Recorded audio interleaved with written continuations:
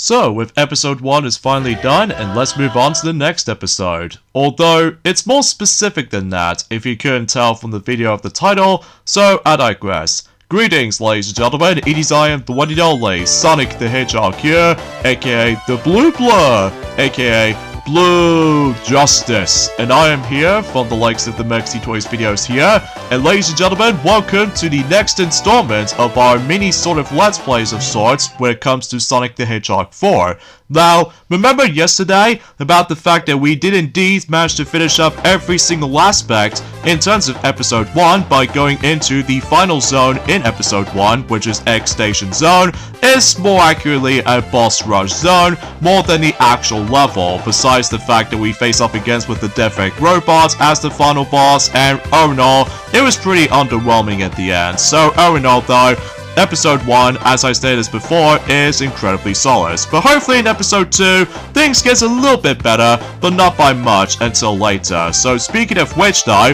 if you couldn't tell already about the fact that I'm going to be playing through the game on a different system this time, because I was expecting to try to play the game on the PlayStation 3, but that particular topic can't wait during at some point until next weekend, because today, for this particular thing, is that if you couldn't tell already, that if you ever experienced Sonic the Hedgehog 4 Episode 1 as well as Episode 2, you're able to actually get yourselves a special reward if you managed able to purchase both Episode 1 as well as Episode 2. Except on the Wii though, probably because of the graphical limitations, and as a result though, yeah, we'll get to more details about the forms of Episode 2 and join at some point until again on next Saturday, presumably speaking. So as a result though, yeah, nothing else I can really say about it, aside from the fact that yes, I'm playing through the game on the Xbox 360 version, clearly because of quite a number of things. For one, the colors is way more vibrant on the menu selection, if you couldn't tell. That's the reason why, is because it was directly captured from my HDMI cable from my Roxo Game Capture HD Pro, just to give you a heads up, alongside with the forms of those familiar button icons and you name the rest, in addition to the forms of some additional menus like download content and achievements and all that stuff. But let's not get ahead of ourselves for this point right now, because as soon as we jump into this, as you can see, we're able to actually activate the lock-on system, similar to the forms of how it does it in both Sonic the Hedgehog 3, alongside with Sonic & Knuckles back in 1994, except the fact that both of those games usually does have a cartridge for the likes of Sonic 3 and Sonic & Knuckles, whilst unlike in Sonic the Hedgehog 4 Episode 1 as well as Episode 2, both of which are digital only, so a long time has passed.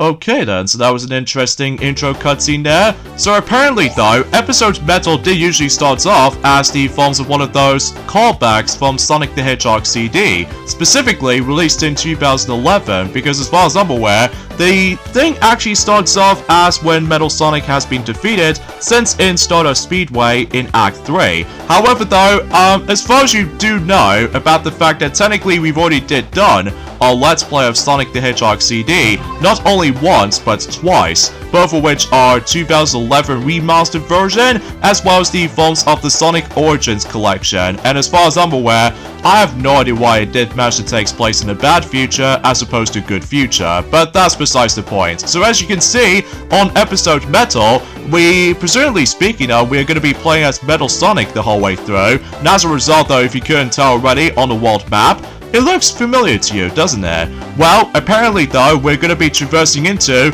some familiar zones based off from Sonic the Hedgehog 4 Episode 1. Name consists of Mad Gear Zone, Lost Labyrinth Zone, Casino Street Zone, and finally Splash Hill Zone. But here's the differences this time around.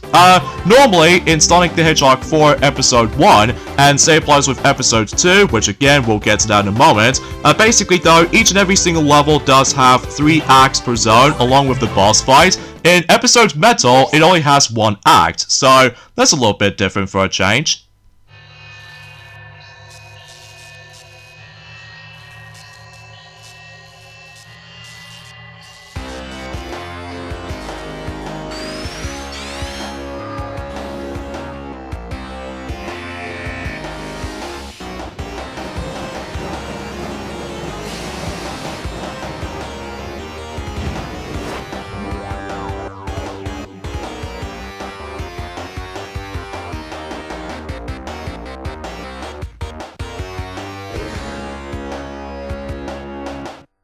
And it's also worth noting for is about the fact that unlike in Sonic the Hedgehog 4 Episode 1, we're going to be traversing into some zones forwards. So in Episode Metal, we're actually going to be traversing into certain zones backwards. Mind you, about the fact that the level design is basically identical to Episode 1, except it's actually a lot harder this time around. Like for one, more enemy placements, and as well as from that, the level layout is a little bit different to make things a little bit more of a challenge. And as a result though, it's about the fact that you probably get the idea about the massive differences between Episode 1 as well as Episode Metal, although you might still hear the exact same musical track as before. However though, it's all going to be Act 1 variant of the specific musical tracks. So as a result though, although don't get your hopes up for the sake of the forms of Episode Metal though, because this particular campaign is going to be really short, especially concerning for the fact that it only contains roughly about 4 levels. So as a result though, yeah, not by much in comparison to the forms of how it does it on, well, it kind of does the same thing for the sake of the forms of in Sonic Forces with Episode Shadow, where basically though, in that particular free DLC,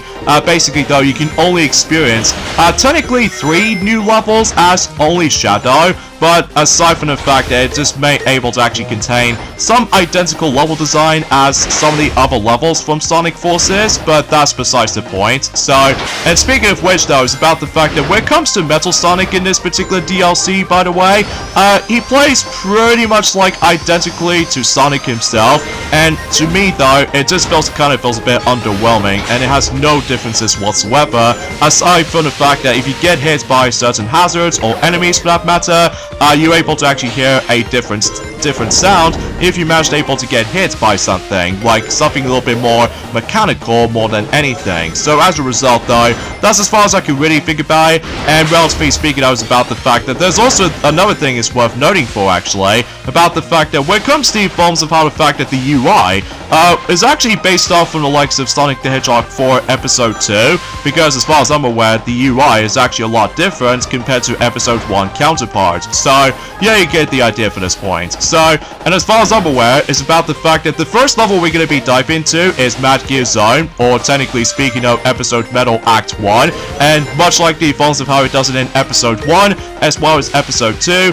every single level does have the own unique level names as far as this is concerned. So either way though, nothing else I can really say about it. Although I will say is about the fact that Act 1 in Episode Metal is actually a lot trickier than the forms of how it does it on other acts, which we'll get to that in a moment, because no matter what though, if you come towards the point where if you do not pay attention to this at all, obviously though you get crushed by those pistons. So yeah, nothing else I can really say about it. So anyways though, oh yeah, a few things I want to talk about is about the fact that, well, today's date of course there is the 13th of October today, in some cases in 2024 today. So naturally speaking, I was about the fact that we've only just got about 12 more days to go now until Sonic Cross Shadow Generations is almost approaching, and same applies with the forms of Super Mario Party Jamboree as well. So speaking of which though, I believe we've only got roughly about 4 days left until Super Mario Party Jamboree is now going to be closer to its release on the Nintendo Switch. So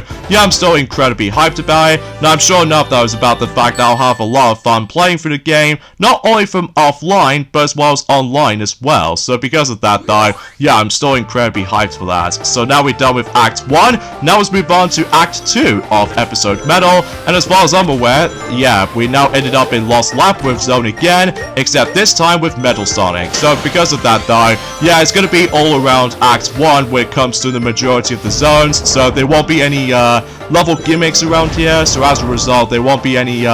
gimmicks such as the forms of some swinging vines, as well as the forms of the zip lines, and even especially noticeable with a bunch of cards that basically though is actually really good for you to able to grind as many of those extra lives as you could off-road of cards, and the same applies with the forms of those cannonballs, and as well as the forms of this particular torchlight in Lost Labyrinth Zone Act 2, and even with the forms of that very slow segments, and not only in Lost Labyrinth Zone Act 3, with all this particular tilting water puzzle, and same applies with the forms of this slow moving gears and all that stuff, which I dreaded those levels the most during the forms of in Episode 1, but thankfully though in Episode Metal though, that it's just, you know, as I stated earlier, it only focuses on the actual specific level layouts based off from Act 1, but with different stimulations. So, yeah, nothing else I can really say about that, I guess. So, but like I stated before, it's about the fact that unlike the forms of how it does it on,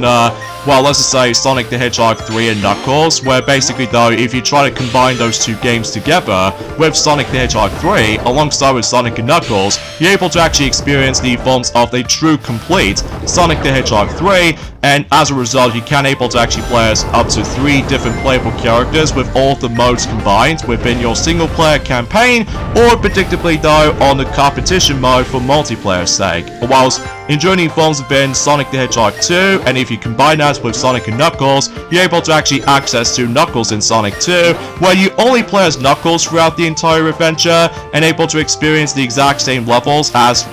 vanilla version of Sonic the Hedgehog 2, but you only just play as Knuckles, as well as they did manage to fix some quality of life improvements, like for instance though, if you finish the special stage, and if you managed able to, well, succeed this special stage, or even fail the special stage, you can now keep the insane amount of rings as you somehow collected previously. So, at the very least, it actually did somehow fix that. So, relatively speaking though, and as far as I'm aware, for Sonic the Hedgehog 1, and if you do manage to able to combine with Sonic and Knuckles, you're able to actually access the insane amount of stages for the sake of the blue spheres. So, I don't think it's possible there's going to be Knuckles in Sonic 1 until Sonic Origins came out. Basically though, you can now play as Knuckles in Sonic 1 in, you know, Sonic Origins. And same applies with the forms of Sonic CD with Knuckles in Journey forms within Sonic Origins Plus. So, yeah, I thought it was worth bringing it up. So that concludes Act 2.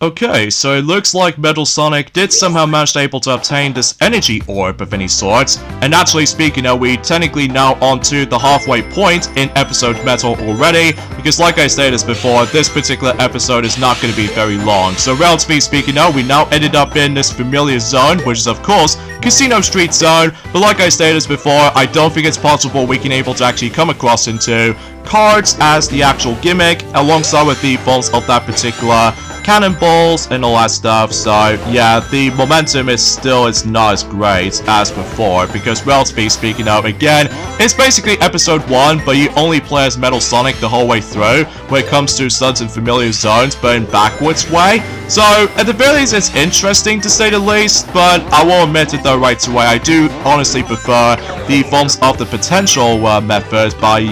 able to actually access to Sonic the Hedgehog for episode 1 levels with Sonic and Tails, but that's besides the point. And speaking of which though, is about the fact that when it comes to the forms of other things worth mentioning for actually, not so much so to the point about the fact that at the very least though, with the forms of the upcoming Sonic X Shadow Generations, at the very least with the forms of the actual main Sonic Generations game, that at the very least though is about the fact that it does have like few hours length, unless if you're trying to go, go after the forms of some other collectibles, like the Red Star Rings and all that stuff, alongside with participating in challenge acts, whilst enjoying the forms of Shadow Generations coming up, obviously though, the length will be exactly the same as Sonic Generations, so at the very least, I fully appreciate it, especially concerning for the fact that, like I stated before, I'm still incredibly excited for Sonic X Shadow Generations. Well, to be more specific than that, Shadow Generations, because I would like to see of how that particular content of that particular story plays out to be. So either way though, and I'm sure it will definitely trump the forms of Sonic Forces when it comes to episode Shadow, just because, well, you know what I mean. And you see that particular sign board right there at the very end of the level? Well, there's me, right? Well, since we became Metal Sonic, so this means we're gonna have to change that to Metal Sonic, just to ensure, because, you know, we're in episode Metal, of course. So, I do like that idea, and aside from the fact that we can able to instantly go on to the next act by pressing the Y button on the Xbox 360 controller, whilst if you ever play on the PlayStation 3 version, it is still triangle button, which I'm sure I'm correct last time. So either way, now let's move on to the final level in the forms of episode Metal. That's going to be take place in Journey forms of the very first zone in Sonic the Hedgehog 4 episode 1, which is none other than Splash Hill Zone. So relatively speaking now, yeah, this place has got quite a number of things you do have to avoid, ranging from enemy placements, as I stated before, and right from the beginning of the level, that you do realize the bridge is now out. So because of this though, you have to make your leaps of faith by trying to utilize with the spin dash jump, despite the momentum is not exactly great, especially that I stated before about the fact that the actual moveset or the momentum was actually based off from Sonic Rush. I mean, relatively speaking of which though, I really do wish that they'll have the exact same momentum as Sonic Advance, but that's besides the point, and it's already too late for now. So relatively speaking though, yeah, there's nothing right to home about when it comes to episode Metal. It's just there, and for the sake of acknowledgement, it's about the fact that that was during around that time when Sonic the Hedgehog CD that came out in 2011 as a remaster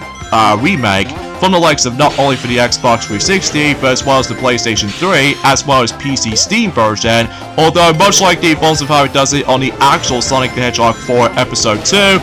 Sonic the Hedgehog CD Remaster never makes an appearance on the WiiWare because of the graphical limitations, so I can totally see why that's the case. So either way, yeah, there's nothing else I can really say about the forms of episode Metal in general, although I would have liked able to explain more details about the forms of other stuff worth noting for, but I do apologize for my tongue twist in the end, folks, but that's just mainly because, well, I just want to get this episode done before we move on to episode 2 until next weekend. So this will be kind of interesting to say the least, but I won't get my high expectations though, especially concerning for the fact it does have some similar issues as the forms of episode 1, but then again though, that particular topic can wait. So there we go, Act 4 is done, and as something's worth noting for, there aren't any special stages in the forms of episode Metal, so I just want to classify that, so that pretty much does it for episode Metal.